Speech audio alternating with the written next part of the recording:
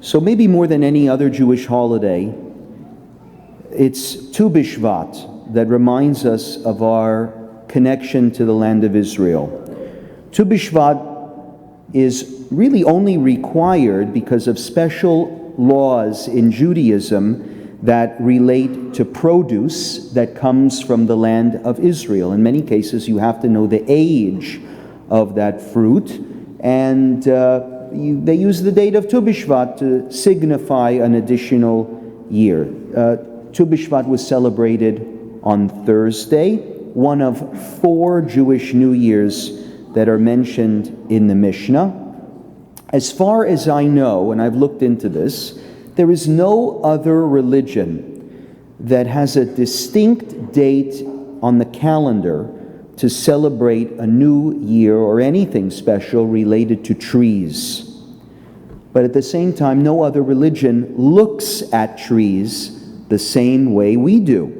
Think of how many significant stories in the Torah feature trees. The tree of life and the tree of knowledge, right at the beginning in the Garden of Eden. The olive tree that grew after Noah's flood. The burning bush where God speaks to Moses. The Midrash even tells us that when our ancestors were crossing the sea, as we read in this morning's Torah portion, that there were wonderful trees of apples and pomegranates that grew on each side. They were holding the sides of the sea and giving nourishment to our ancestors as they crossed. The Torah is compared to a tree, Eitz Chaim Hi. Even man is compared to a tree, Ki ha'adam Eitz hasadeh. On Shabbat last week, we found ourselves, me and those others who came with us are here today, many of whom are here today on the Beth Tikvah mission to Israel. We found ourselves in a high school gym in Jerusalem, listening to Rabbi Tamar Elad Applebaum, the rabbi of Kehilat Zion, encouraging her congregation through the metaphor of trees. The symbol of the Egyptians, she taught, is the pyramid. The pyramid is all about hierarchy. Pharaoh on the top, everybody else on the bottom. But the symbol of the Jews is the tree, and Tu B'Shvat is here to remind us of that. A tree cannot grow unless it is firmly rooted, and most importantly, as it grows, its branches extend outward. It symbolizes equality. It symbolizes offering a helping hand to anybody, from the low branches to the high branches. And thus the Torah teaches, V'chi tavo'u el ha'aretz u'neta'atem kol eitz ma'achal. The moment you get to the land of Israel, what is your obligation? You shall plant trees. Rabbi Elad Applebaum, she spoke to her congregation filled, like many other congregations in Israel, with a preponderance of women and children. Their husbands have been away serving in different capacities for a long time now. She encouraged everyone with a hopeful optimism, calling them to look forward to Tu B'Shvat, to reach out to others, even though their reality, the reality for all Israelis today, is that Tu B'Shvat does seem still very far away. On the BAYT Beth Tikvah mission, I think all of us can affirm that in Israel nowadays it seems more like Yom Kippur than Tu B'Shvat. Every day the question is asked, who shall live, who shall die, who by water, who by fire, who shall be raised up, who shall be lowered down. Every day is a day where that vibrant, joyful, optimistic Israeli life, it exists, but exists in the shadow of tremendous fear, tremendous loss, and death. For me personally, Israel has been a part of my life for as long as I can remember. I grew up in a Zionist home, attended Zionist schools, heard my family talking about Israel constantly. I spent my summer in grade 9 with my whole high school class touring the country. I lived there when I was in rabbinical school, and as a rabbi, I'm lucky to serve a congregation and have colleagues who believe with me in the importance of our connection to Israel and strengthening that connection in everything that we do. For all of its flaws and imperfections, Israel has always been a place that I have deeply loved, and more than that, deeply believed in. The land we visited was a familiar land. It was sort of that place that I knew, but only sort of. It was a different Israel, an Israel that I never met before, and an Israel with a changed narrative. I'd like to tell you a bit about that. Our mission was grounded on getting our hands dirty and volunteering to help the needs of the country during a difficult time. Our projects were organized by Mizrachi Olami. It's a 100-year-old organization, actually 120 years old. It is the global religious Zionist movement, spreading Torat Eretz Yisrael across the world and strengthening the bond between the international Jewish community and the State of Israel. It's now under the leadership of Rabbi Danny Mervis, and under his leadership, Mizrachi has been operating weekly missions for Jewish communities across the world. They want us in the diaspora to come to Israel, to come now, to see the country, to meet the people, and especially to volunteer. So don't tell me that the rabbinate is not a physical job. My back still hurts from picking romaine lettuce in a greenhouse on a field just a few kilometers from the Gaza border, where neighboring towns look like empty movie sets. Another group picked kohlrabi for Leket Israel. Some of you might know Leket, an incredible organization in Israel that rescues surplus food to help Israel's needy. And then there was clementine picking at Naveh, a small community near the Egyptian and Gazan border, founded right after the Gush Katif evacuations in 2005. So we collected a lot of produce. You know that many, many workers in Israel are absent. They've gone back to the countries where they've come from, and so there's a shortage of all sorts of produce around the country. So we felt like we did a small part, but I'll be honest, the agricultural work wasn't exactly our strong suit.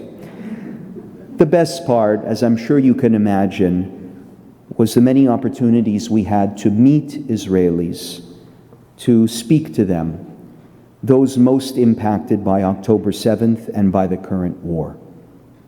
It started with Noam Marcos, our friend Rabbi Howard Marcos' oldest son. He met us in a restaurant in Jerusalem and talked to us about what it's like being called up for the reserves for months, and especially what it means for his wife and 4 children to have to manage on her own without his presence. It was a difficult and eye-opening conversation, but comparatively one of the easiest of the week. The next morning, we met with Rabbi Doron Perez, who is the head of Mizrachi. He told us about his son, Daniel. He is an IDF frontline soldier who displayed incredible heroism, jumping in his vehicle to jet down to the scene of the attacks as soon as he received that call on his phone on Simchat Torah morning. He was captured and taken to Gaza.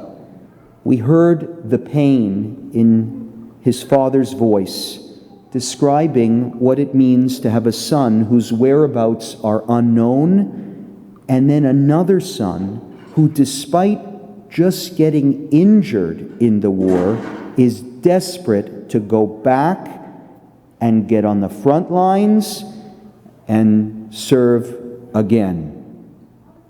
At Hostage Square, we heard from Ora Rubinstein, whose nephew Bar worked as a security guard at the Nova Festival. His picture is on the display outside. Bar Cooperstein, 22 years old. His income was supporting his whole family, including his 4 younger siblings and his father, who's very ill.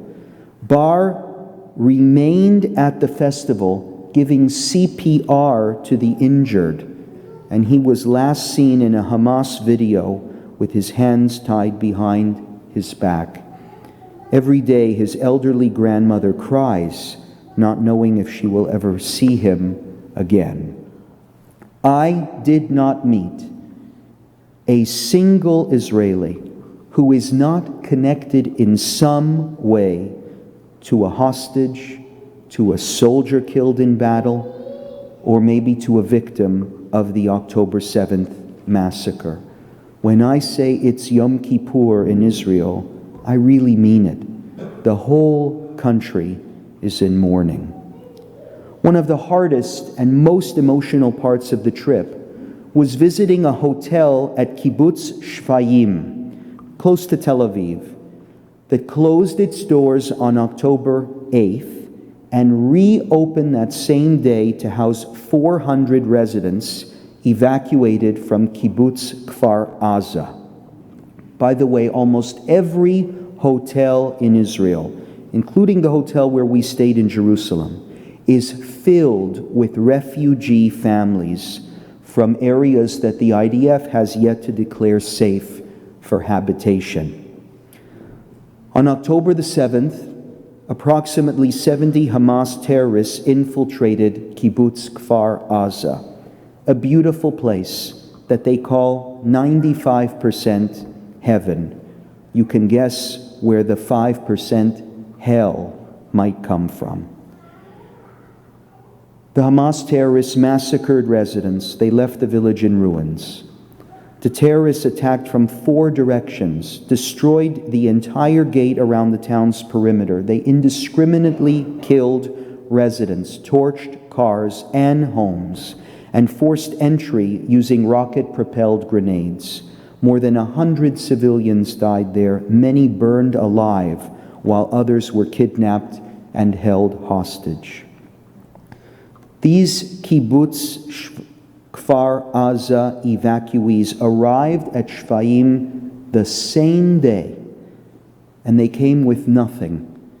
Most of them were in pajamas. The clothes that they were wearing during our visit is 3 months later, still clothes that came from donations. We spoke with 2 women who told us their heartbreaking stories. They pointed to a map on the wall. This is where I lived. Here are all our neighbors. This house murdered. This house burned alive. This house taken hostage. They lost all of their best friends and neighbors. They are living with tremendous survivor's guilt. One of them lost her ex-husband, who was with them and their kids in the safe room of their house. At Shfayim, she lives in a small room in the hotel with her 2 kids. Her other 2 kids are IDF soldiers. Just imagine. So they are 4 kids on the weekends when the older boys can come home. There's a twin bed in the room, but that's it. They have to put mattresses on the floor when everybody's there together. Recent reports suggest that families like these may not be able to return to their homes for 2 years. Many of the people don't even want to go back. The memories are too painful. Our speakers spoke openly and candidly, describing in full detail what happened to them on that day when the terrorists infiltrated. They were crying as they spoke. The wounds are very fresh. These 2 women, they were so inspiring. They hugged each other, supported each other as they were speaking, and despairing over all that they lost. We had dinner there. We stayed at Shvayim for dinner and met many other Kfar Aza survivors. There were kids running all over the place, some dogs too. 3 kids came up to me while I was having dinner speaking to somebody else. They were curious as to who I was and where I came from, and we got to talking and joking around. They're all my son Jonah's age, all about 11 years old. I explained why we came, and they got so excited. 2 of the boys pointed to the third, and they said, "You know, he saw the terrorists. They entered his house." That 11-year-old boy then told me what it was like, hiding under his bed, totally silent, praying that the terrorists would not see him when they barged into the house. He told me he had a metal skewer, a kebab skewer, with him in his hand to fight back if it was necessary. And he, thank God, escaped alive. He heard that our group the next day was going to go to Kfar Aza, and he was so excited. "You're going to my home," he said. "Ulai tireh BAYT, maybe you'll see my house. It's the one right next to the Kfar HaNoar. I miss my home so much. I don't know when I'll ever see it again." I gave the young man a high five. I told him I would check on his home for him, which I did, and that he would definitely see his home again. That next day, we went to Kfar Aza. There really are no words to describe what we saw. This is why it's so important to go in person.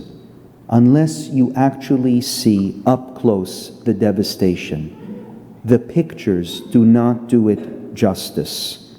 The massacre and destruction there is beyond belief. And they told us that this is 3 months later, after they already started cleaning it up. It didn't look like it. We went from house to house. As a resident, former resident of Kfar Aza, shared stories with us of the terrible atrocities and the great heroism too.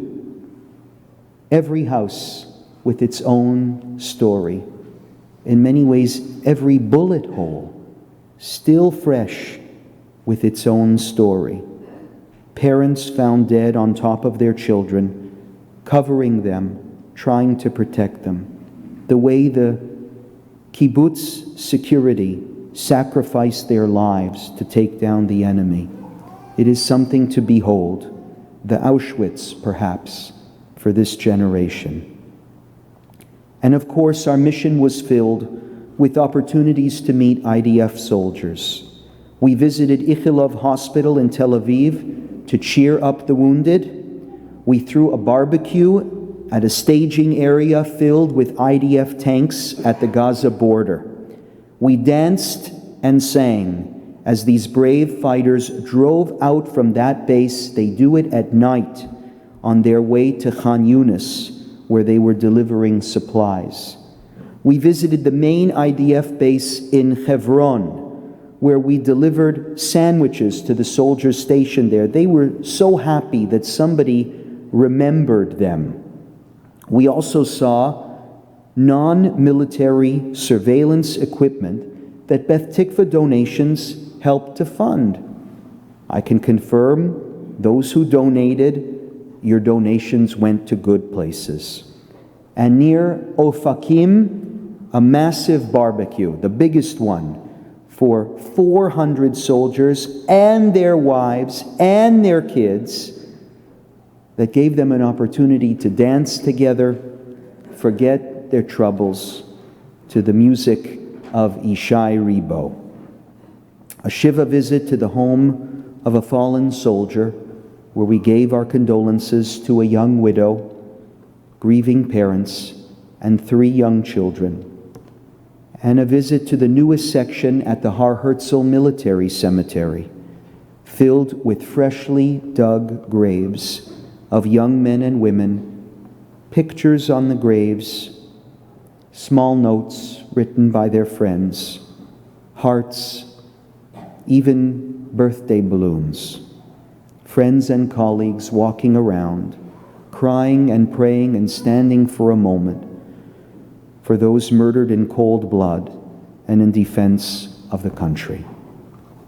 Israel has suffered losses on so many levels. You see it when you're there. Perhaps most painful is the loss of hope in peaceful coexistence anytime soon. I hoped to find stories of Gazans who helped the wounded.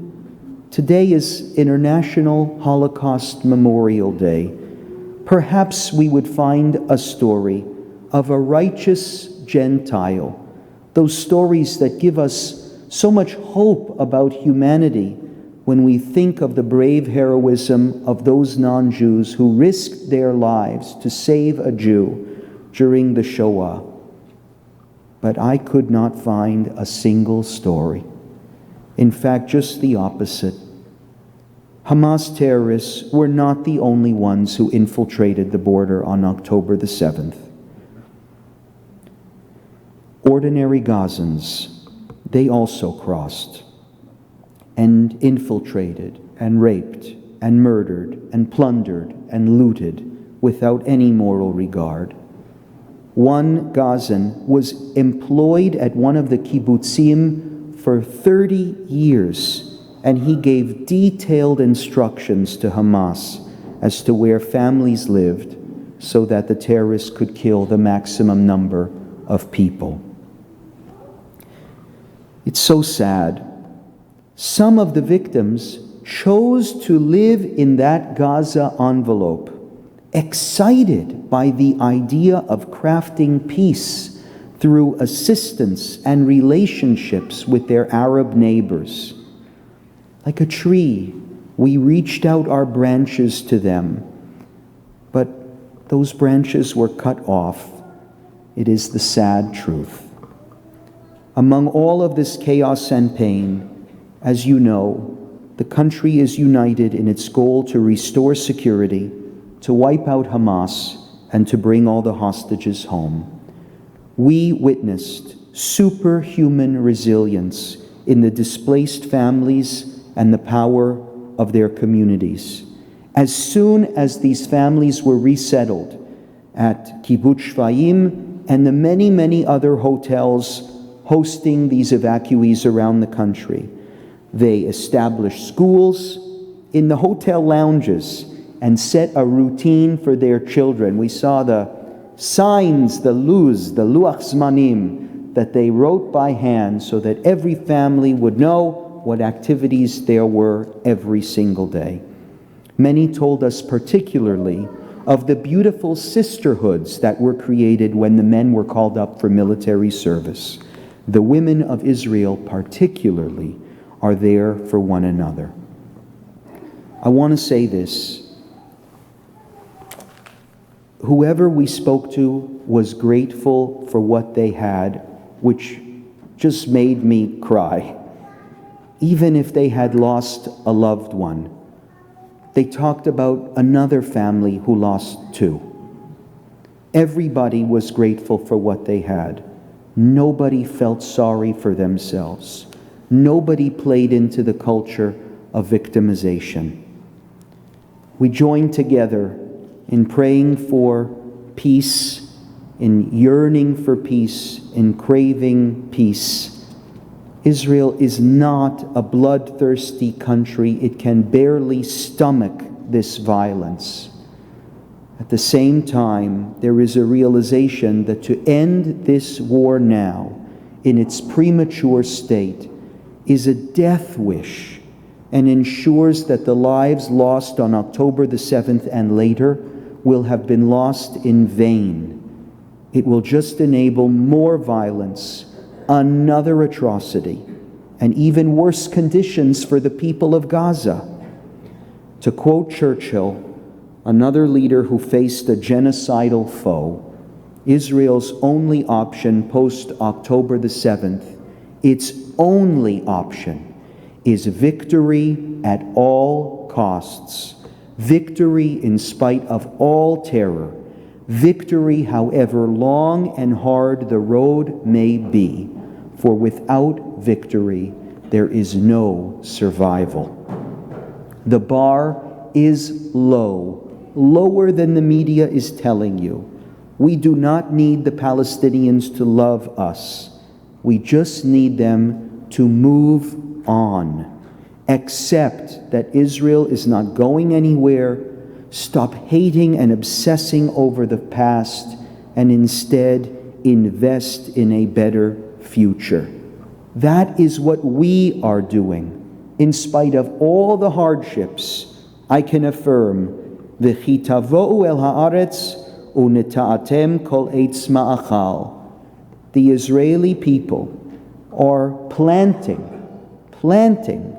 developing, building the land every day, and nothing will stop them. We saw Jews thriving in the Negev, moving forward to develop barren land all over the country, with yeshivot and agriculture and community infrastructure that we don't have a fraction of in Toronto. The skyscrapers keep rising in Tel Aviv. The Negev continues to blossom, and the infrastructure all around the country just keeps getting better and better. It is still the greatest country in the world. Tu B'Shvat higia. Tu B'Shvat has come. Maybe not here in Toronto, but it has come to Israel. We see the sprouting of the almond blossoms, pointing us to better days that lie ahead. It is a new year for the trees, and in many ways a new chapter in the Jewish history books. Some have called this war Israel's second war of independence, because we are reminding the world and ourselves that we're still here, and we're going to stay here, rooted in our faith and our convictions, continuing to plant for the next generation, and continuing to reach out in love to our Jewish and non-Jewish friends who seek a better world and a better tomorrow. I know this is already a long sermon, but permit me a minute more to close with the words of a fallen soldier. As you know, 21 IDF soldiers were killed Monday in the deadliest single incident for the IDF troops since the Gaza ground operation began. Among the fallen was a soldier, Master Sergeant Elkanah Wiesel, 35 years old, from Bnei Dekalim. Wiesel was an elementary school teacher. He is survived by his wife Galit, 4 children, as well as his parents and 7 siblings.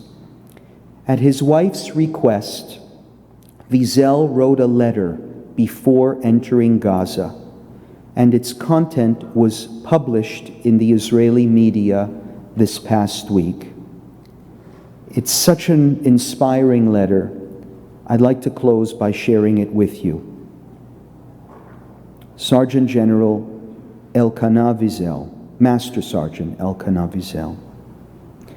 אם אתם קוראים את המילים האלה, כנראה שקרה לי משהו. If you're reading these words, something probably happened to me. אולי נפלתי בקרב. Maybe I fell in battle. כשחייל נופל בקרב זה עצוב. When a soldier falls in battle, it is sad. אבל אני מבקש מכם שתהיו שמחים. But I ask of you to please be happy. אל תהיו עצובים כשאתם נפרדים ממני. Don't be sad when you part from me. תשירו הרבה. Sing a lot. תיטעו בלבבות. Plant joy with your hearts. תחזיקו אחד לשני את הידיים ותחזקו זה את זה. Hold each other's hands and strengthen one another. יש לנו כל כך הרבה על מה להתערות ולשמוח. We have so much to be grateful for and to be happy for. אנחנו דור של גאולה. We are the generation of the redemption.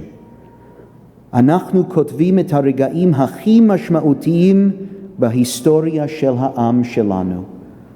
We are writing the moments that are the most meaningful moments in Jewish history. ושל העולם כולו. Not only of Jewish history, but of the whole world. אז בבקשה, so please, תהיו אופטימיים, be optimistic, תמשיכו לבחור בחיים, keep choosing life, כל הזמן, always, חיים של אהבה, תקווה, טוהר ואופטימיות.